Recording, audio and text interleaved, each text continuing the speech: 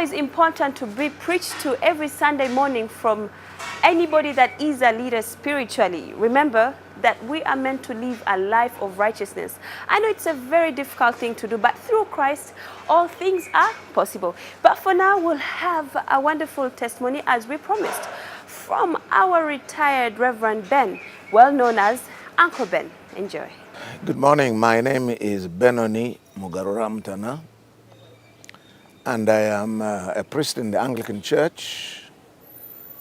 I have had the opportunity of serving the Lord for the last 40 years, and I glorify Him because He found me on a street in Kabale one Friday morning when I was very, very drunk. It was about 10 o'clock in the morning when Jesus Christ found me, and to cut the long story short, as the Ugandans would say, He actually asked me a question, whether I wanted to live or to die. Because my life was going downhill, and I chose to live. But I didn't know what that would mean, to choose to live. I really didn't know what that would mean. I, however, chose to live.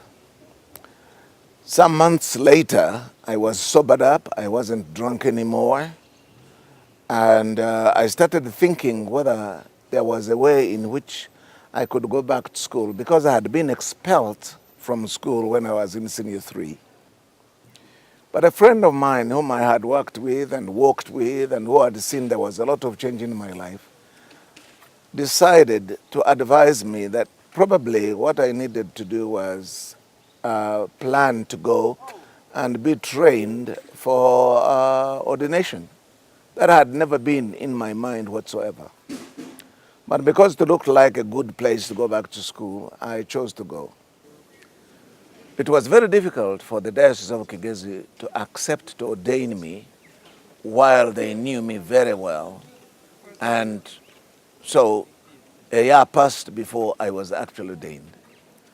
But in that year, God gave me another gift. I got married. I got married to Joy, the girl that I had loved for the last 10 years.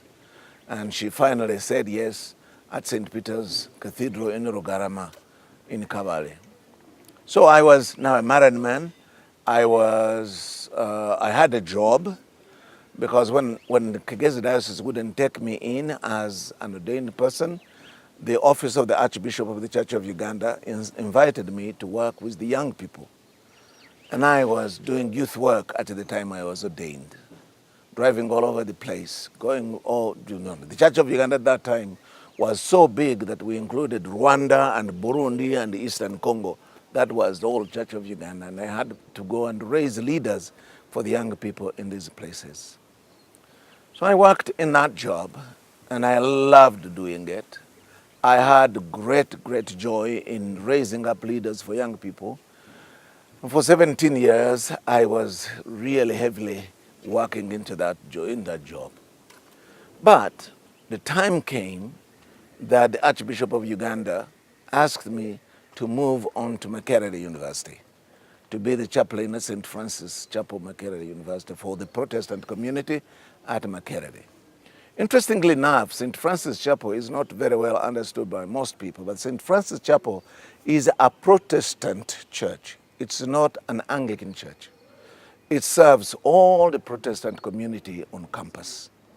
And so when one is chaplain at St. Francis, is chaplain of all these Protestants, whether they come or they do not come to St. Francis.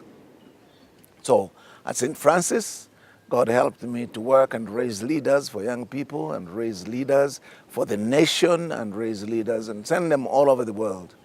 And right now, you can speak of the community that was under us or grew through our hands being all over this world. But after I had served for 19 years, I was 65, and I needed to retire. And where would I go to retire? Where would I go? And God had chosen for us a place which we didn't know before, and that we were going to go to Wakiso. Wakiso?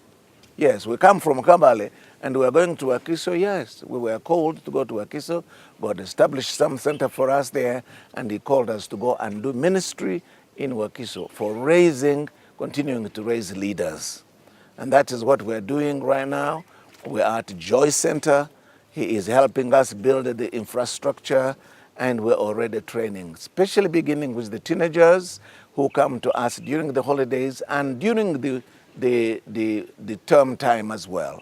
Because term time, we are involved in the schools in the Wakiso area, and during the holidays, we call people from all over to come and be with us. So that is where we are right now, and that is where we are really grateful to God that we are serving Him that way. Testimonies are very important in a Christian's life because they are there to uplift that particular person that is listening and watching to a testimony. By the way, do you have any inspiring testimony you'd like to share with us? Feel free to inbox us on our Facebook page, which is NTVGXP, or you can send us an SMS on 656.